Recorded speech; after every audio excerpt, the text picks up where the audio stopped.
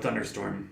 This week we have a very special episode, but before we get into today's topic, we just want to take a minute to tell you about something very important to everyone here on the team. Every day, more than 10 Canadians choose to end their lives, and up to 1 in 5 people will be affected by some form of mental illness in their life every year. Since 2011, Bell has organized an event called Bell Let's Talk Day. It's a program designed to help create a stigma-free Canada. It drives action in mental health care, research, and the workplace by increasing awareness of mental illness. For Bell Let's Talk Day, Bell is committed to donating 5 cents for every call or SMS message over the Bell network.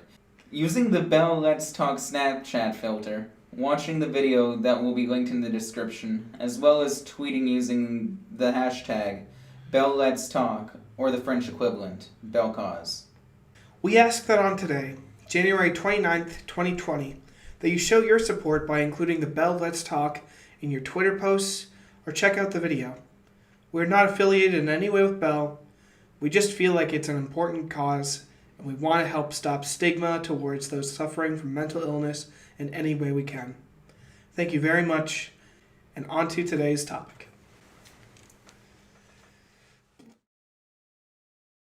Hello, everybody, and welcome to the second episode of Thunderstorm. This one's a bit of a special one. This was your idea, Rin, so I feel like you should. So today's topic is going to be games that have affected us, or had an impact on us, or helped us through hard times in our lives when we're going through a lot of things. The games have kind of either helped us through those times or have kind of given inspiration to. I think all of us have had games that have affected us in some way over time, and it ties really well into Bell Let's Talk Day, which is on the day this will be uploaded, January 29th, 2020. Yeah, I might cut this and I might throw it at the end, but a friend of mine at the University of Toronto. Maybe I'll cut this. I don't know. She recently went to talk to a guidance counselor. I believe it was sort of a grieving thing because of a friend, and this guidance counselor supposedly after I don't know how long they were there, or we don't really know the details, called the cops on this person asking to get help, and they handcuffed her and walked her out of the building. And while, again, we don't know the state of this person, and we don't know exactly how this counselor helped this person, but to me that feels like almost the most humiliating thing that could possibly happen to a person, if not the most frustrating thing of trying to get help somewhere and having it completely blow up in your face. Because supposedly this counselor, I guess, thought she was going to kill herself. And she just... imagine wanting to get help for such a hard topic and then getting embarrassed in front of the whole school. This story is real. It's on multiple media outlets. But I'm not a counselor. I am not a professional at this by any means. To be honest, I don't even feel like I really have any deep-seated mental health problems, but my request to you as the viewer is that if you're feeling that way, just talk to somebody, and it doesn't need to be a professional. Sometimes it can just be your friends, and sometimes it can just be your family. But don't suffer in silence. Just talk. And I obviously that's the point of today. That's the essence of today. And I've obviously brought up a very bad example of a person trying to get help. But for those who are honestly thinking of stuff like that, I person to person, Kaznarius is. Let's call Kaznarius a mask for a second. Just talk to your friends. Okay. Just know that no matter what happens, you're never alone out there, you know. There's always someone that is thinking of you. There's always someone that cares about you. And that no matter what happens, there will always be someone there for you, even when it feels like you're all alone and the world's against you. It's so important to remember that. Alrighty. Let's get on to the stories. I apologize. I'm going to attempt to keep this high energy as possible, but I doubt it's going to happen. Which one of you would like to start us off? Okay, I'll start, and I'm gonna go with I'm gonna start on a bit of a cliche one, but just the timing of it kind of was really something that was really cool. Now, I remember back a few years ago when Undertale first came out. I remember, you know, there was a lot going on in my life at the time, and actually, Kaz, he was super insistent that I was gonna really love this game, and he gifted it to me on Steam to make sure that I went ahead and didn't just put it on my endless backlog of crap and experienced it before it blew up, before it got into this huge thing, and the fan base admittedly kind of Blows. yeah, kind of ruined it for a lot of people. Yeah. Over time, so I got to experience it very early, and very much at a time when, you know, it was the right game at the right place at the right time for how I was at that time. And it really did leave an impact on me. It left an emotional impact on me. And I remember playing the demo when we first talked about it, and the music had such an impact on me. That soundtrack is incredible, even just in the demo. Agreed. Just I still remember listening to the theme that plays in Toriel's house for the first time, listening to it, just the song on YouTube afterwards. And that definitely did have a huge impact on me personally. Mm-hmm. Sliver, would you like to add to Undertale at all? Yeah, Undertale just came out at the right time, you know, the major plot points and the turmoil that all the characters are going through really spoke volumes to me about loneliness and depression, friendship, family, it was something that was almost foreign to the monster characters after being trapped for so long. I think, you know, you can. There are so many things that have been talked about with this game, and all the memes and Sans and Smash and all that shit. But I think something that this game did that no other game has done is that when you beat.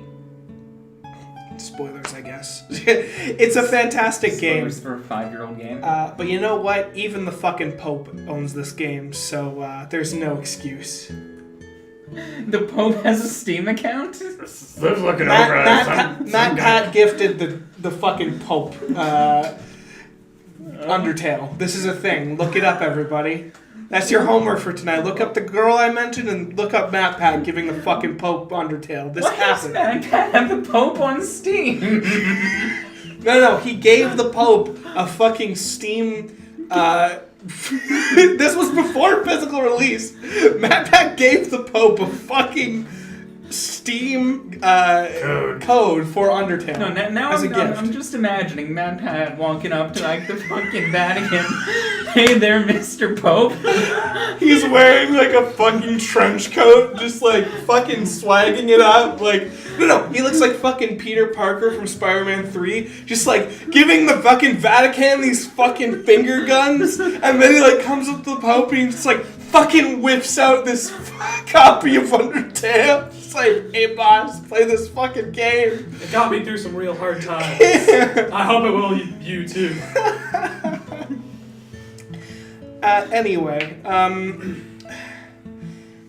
So there's all that, but I think there's something really special about a game. And again, spoilers, but when you beat that full pacifist run, like I did,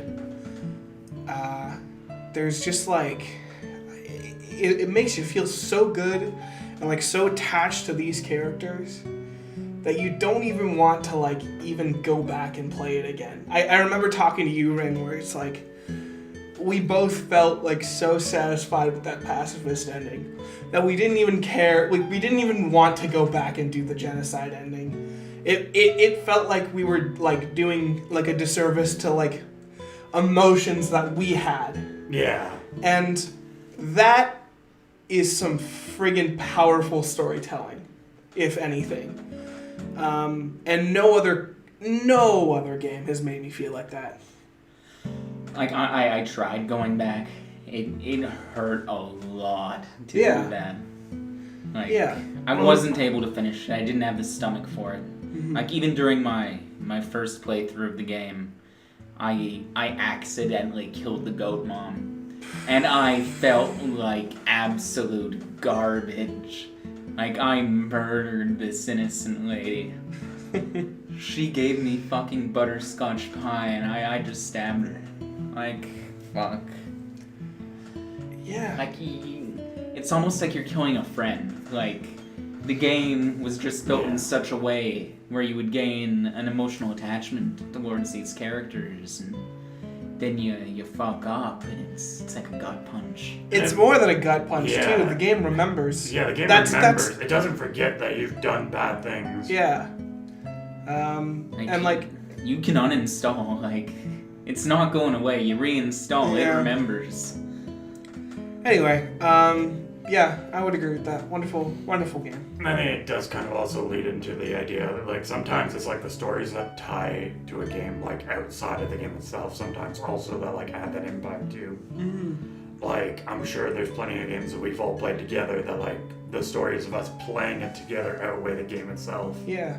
Yeah, for sure. Do you want to go next, Liv? Okay. I've got a story that I guess spans multiple years. When I was about 12,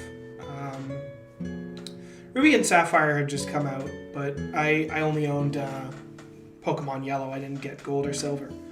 And my mom just brought me over to like some weird house party of a friend. And this guy, he let me play his like copy of Gold. And for the night, I thought that was just like the coolest thing ever because I had played Yellow for so long. And just like seeing like the colors of like the Pokemon and like weirdly, the thing that fascinated me the most was seeing the XP bar fill up. Like it was weirdly satisfying. I remember that very vividly as a kid, seeing like the visual representation of my progress. I really, really liked that. And I remember like playing the crap out of it and like expecting to like give it back to this dude. But he saw me playing it and he's just like, no, you know what, you keep it, kid. And he gave it to me. And he also gave me his Game Boy, which, I mean, I already have one, but I never saw that guy again. Not for, like, any, like, he died reasons, just, like, I moved around a lot as a kid, so I just never saw that guy again. And Pokemon Gold is by far, in, like, as I've stated before on the worst game ever, that's my favorite Pokemon game ever. So years later, I want to say I'm like in grade school. There's like this girl I meet from some kind of summer camp. Starts with an N. I don't know her name. Doesn't matter. And we talk a lot, and one thing leads to another, and I end up getting her to go out on a date with me to like, I forget what movie we were gonna see. It was either Twilight or like that Alice Returns movie. Or was that a game? It doesn't matter. It was some random movie in like the 2000s. And I remember getting to the theater and like buying my ticket, and I got there and I like texted him like, hey, like when are you coming? Like 10 minutes go by, hey, when are you getting here? 10 minutes go by, movie starts, like, and then I realized she just completely said she was going to go see me and just did it. She just bailed without saying anything to me. My dad like drove me here. I had to like, I remember my phone died and I had to use a payphone to get him to pick me up. And I remember right after, I knew it was like my birthday, and right after he like took me to Costco, and I saw Pokemon, those Soul Silver and Heart Gold games, and I think nothing like helped me like through the sadness of like this person just like bailing on me than that game. Like it's certainly easier than the original, and I would prefer to play the original, but in that moment, that game helped me through such a hard time. Just completely, not completely, but it was just something to play to just not think about things. And for me, it was wonderful. I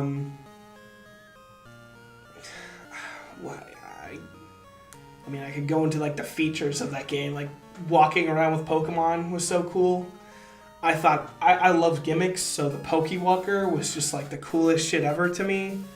I think even when we were first getting to know each other, you still were carrying that thing around with you everywhere. Yeah. Like for a long time. Yeah.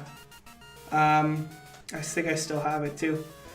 The Pokewalker, that is, because years later, a friend of mine, I went to a certain college, and he was just graduating, and he was taking an elective, and I was in my first year, and he was in my fourth year. And we really hit it off, and he was such a nice guy. And he was leaving by the end of the semester, and I saw him on Facebook say, hey, does anyone have like a copy of Soul Silver or Heart Gold? They want to sell to me. And I just gave it to him. And I like figured like that was my way of like, I don't know, just as like some guy like passed on this game to me, this was like my way of like, I don't know, it just felt like the universe was aligning for me to just like give somebody else like this game where I knew they would. It's not like they magically think this is the greatest game ever like I did, but for me, like, it just felt like a natural progression. Yeah, pass it on. Yeah. So, I don't know. Just like a series of kindness, I guess. I mean, obviously, we all have opinions about the way Pokemon's gone now, but I think everyone in this room has like felt a little bit attached to Pokemon in their lives. Yeah, and I even have a Gen 2 story myself, you know. Yeah, go for it. With Pokemon Crystal, I grew up with my first Pokemon game was Pokemon Silver. Mm-hmm. I got like the Gen 1 games later, but like Pokemon Silver was my first experience playing the games, and like years later there was like a Rogers video shutting down, and I got a Pokemon Crystal copy for like $2.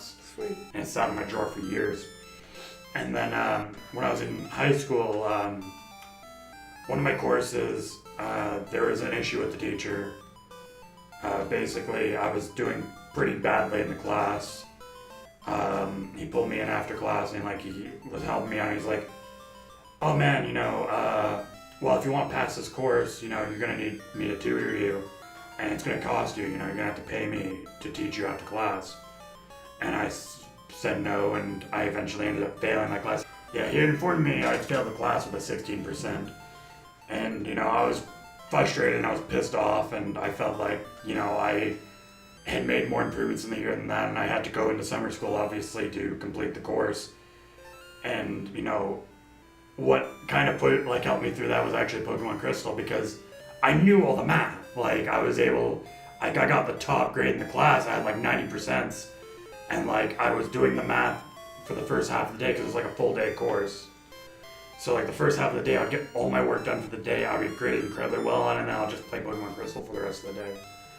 And, that was just, my way to kind of relax and, make the most of the bad situation, reliving, a game that was such a big part of my childhood, and play the definitive version of it from that generation, and, experience it again as someone who's going to be an adult soon, and, kind of something just to kind of focus my mind away from my frustrations at the time. That game is very important to me still, and Gen 2 in general, I know a lot of people have very emotional stories that tie back to that generation. A lot of people have a Gen 2 story in some way. And very scary stories. Shout out to the Thunderclub House of Horror. Yeah, it's going to be coming out at some point if it isn't out already. Watch out for it. Oh, watch out soon. Better watch out. I was about to say shameless plug, but it's literally our own fucking channel. Yeah. Oh, it can't be shameless if we have no shame, eh? Yeah, got us there. That's the definition of shameless. If you have no shame, then everything you do is shameless. Thank you. Thank you. None of that made... Thank you, Sliver, for that. Thank you for that wonderful saying. He's pointing at his head like he's a big think right now. Speaking of big think, how about you? How many big thoughts are going through your head right now, Sliver? What's going on? Wait. Before we move on, I just want to say one thing about Gen 2. Is Silver was better than Gold. Yes. Deal with it. Yes, absolutely. Deal with it, Kaz. Your childhood was a lie. I bought Soul Silver. Yeah, that's fine. You learned over the years that Silver was the better choice. And I'm proud of you. Well, unless it's involving hedgehogs. There's no Gold the Hedgehog. So Silver is already the better There's hedgehog. no Crystal the Hedgehog. Just give it a Google. I'm sure There's definitely a Crystal the Hedgehog. Everyone Google Gold the Hedgehog and post links in the comments. Yeah, that's also your homework. Give us the best Gold the Hedgehog. Give us your best Sonic OCs. That's what we're really looking for. Yeah, just Okay, tell you what. If we get enough of them, we'll make a tier list of them. Oh, absolutely. Fantastic video idea. Please do that. Sliver, what's your story? What's my story? Fuck. Didn't exactly have a really good home life growing up when I was younger. It was garbage, to be frank. I didn't have a lot of distractions to get away from things. It's not like we were a quote-unquote Christian household, because we weren't. Far from it, to be honest. We just didn't have a lot of the privileges that a lot of other children my age had. We didn't have cable. We didn't have video games until I was 14.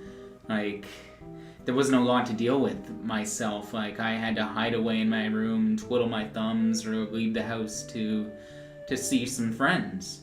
In a lot of my childhood and my young adolescence years, I had memories of going out with Rin and our other friend Gumby, going down to his house, and my only way of getting away from things was sitting down and playing original Xbox. We'd sit down and play for hours, just pass the time away, not worry about life. We were 10, 12, 14, but it felt like it was the world to us at that point in time. Well, we were discovering so much. I'm kind of interjecting in your story, but we were discovering so much about what our own interests were, and I'm never gonna forget those times, just down in that old basement, listening to worn out Metallica records and playing Halo 2 or whatever. Or Serious Sam. We had Spy vs. Spy, and that was way more fun than it had any right to be. Yeah. Like those are some memories, man. Like just sitting down, enjoying life before you really had any more worries than you should at that age. Like where you could feel free to be a kid. You could have fun, enjoy yourself, escape. Now, the real question is, the Duke? Or was it the updated controller? It was the updated controller, the one in the middle, where black and white were down in the bottom right corner. Your childhood sucks. Sorry, bro. You didn't play with the Duke? What, like... I'm already well aware my childhood sucked. But like, yeah, you mentioned that earlier. I'm sorry. But I'm just, so like, sorry. Just for It the wasn't sense of worth the escapism. joke. And, It's funny when we Yeah. say that to you, Kaz, not to him. Come on. Oh, just to like find yourself, though, it took a lot of effort. Like I had no idea who I was, who I wanted to be, like who I felt I was.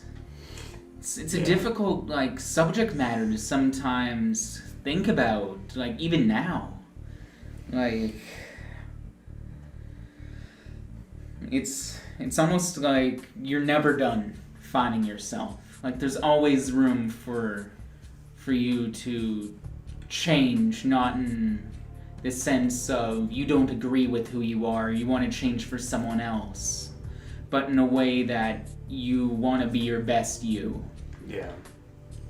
And the other thing is, like, so much of, like, at least in my case, like, I can see a lot of my early, like, development in terms of, like, finding my own musical taste and finding, like, my own interests outside of, like, what I experienced at home was, like, just hanging out with you guys, like, when I was young.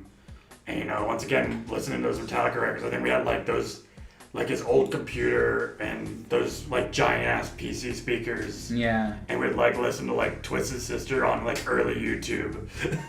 Oh, those were the days.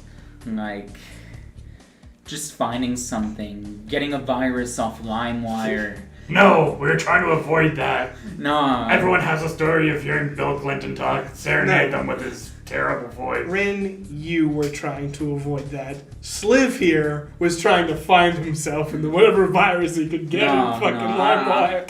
I used Blubster. Gumby uses LimeWire. Current tense. Gumby uses LimeWire. Bless his heart, he tries. No, I love that guy to death. Like, great friend, probably the oldest one I have. Like, other than Rin. We should get him on the Thunderstorm sometime. It'll be fun. Oh, he'd have some stories to We'd go have on. to cut it off in 5 minutes when he goes for a smoke break. Alright.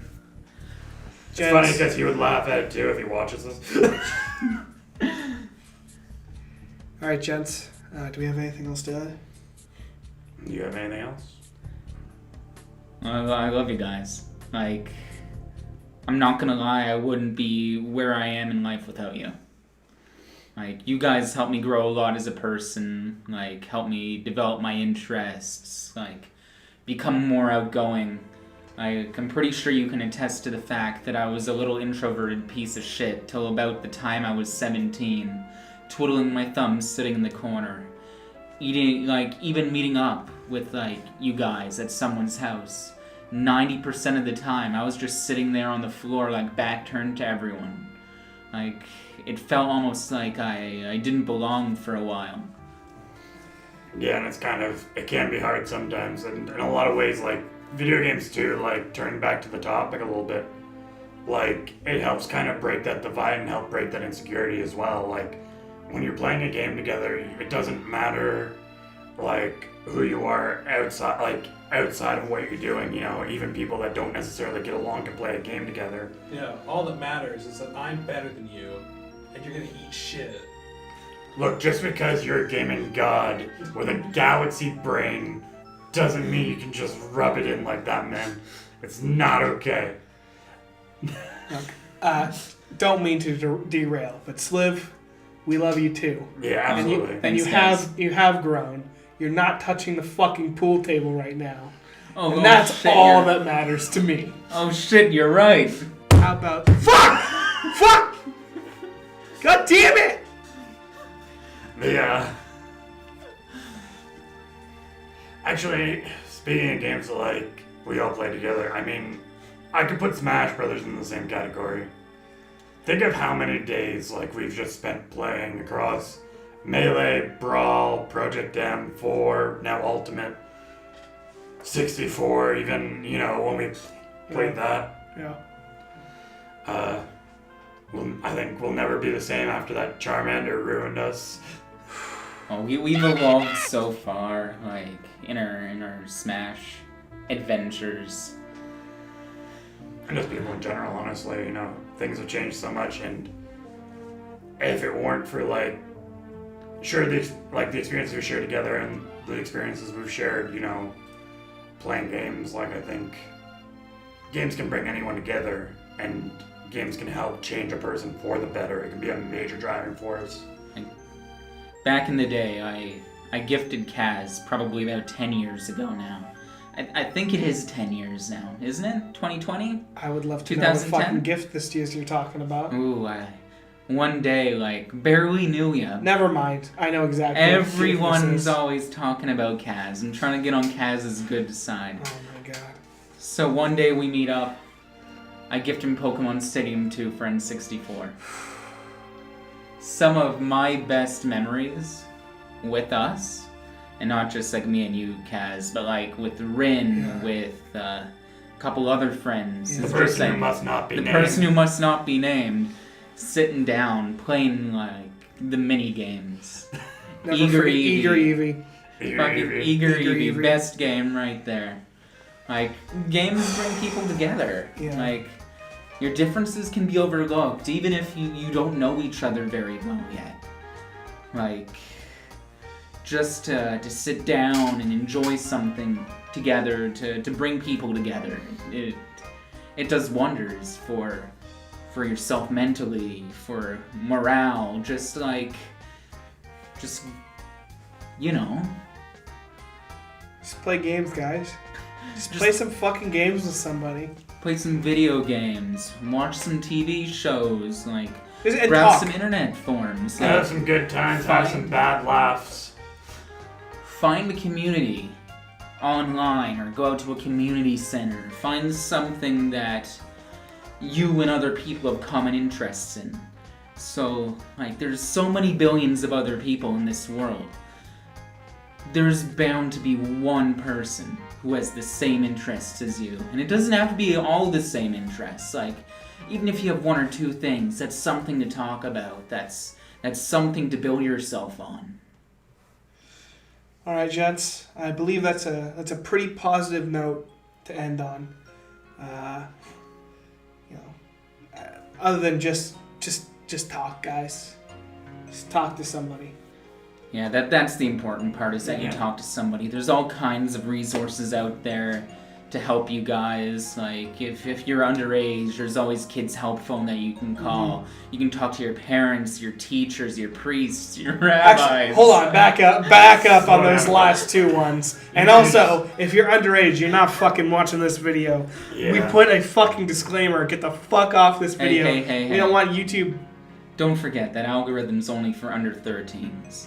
So yeah, if you're a part of like our vocal community, that's fine. Even if you're not, that's fine. Just speak to someone. That's the important part. There's all kinds of resources to help you out. Like, yeah, and at the end of the day, one of the big things, like, I know is, like, if you aren't sure at what your resources are in your area, check and see if there is a helpline for resources in your area, or just use Google. Just look up mental health services, your country or your province or your state, and generally there will be something provided to you by Google. Obviously, there's different resources depending on where you are, and if we had all the time in the world, we couldn't list them all off, but there's always someone to contact, and there's always resources to help you out if you need it. This has been Kaznarius. I think we should wrap up. I know, but I think we should move into the wrap up, so it doesn't, because we're gonna have to cut now anyway. So at least that's make what it we're sound doing. More. Okay. Yeah. All right, this is the wrap up. Do you feel satisfied with the wrap up, Sliver? Wrap. Get the fuck off the pool table. All right. Everybody out there, stay safe, talk to somebody. This has been Kaznarius Sliv. Rin. signing off.